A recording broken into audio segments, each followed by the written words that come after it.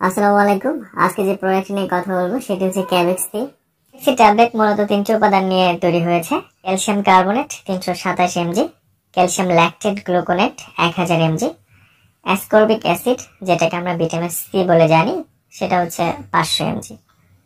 এই তিনটি উপাদান নিয়ে ক্যাবেক্সি ট্যাবলেট গঠিত এবং ক্যাবেক্সি ট্যাবলেট হচ্ছে ইফারভেসেন্ট ট্যাবলেট, যেটা 100 ml পানিতে ছেড়ে খেতে হয়। ক্যাবেক্সিটি বাজারে এনেছে ইনসেপ্টা ফার্মাসিউটিক্যাল লিমিটেড।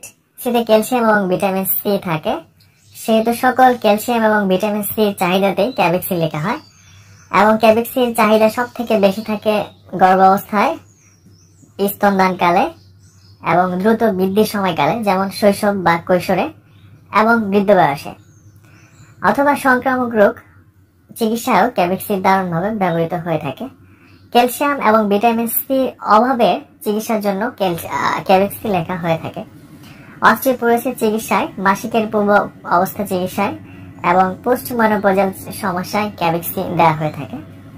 অথবা সর্দি এবং ইনফ্লুয়েঞ্জা চিকিৎসায়ও ক্যাবেক্সি দারুণ কার্যকরী 12 বছরের উপরে।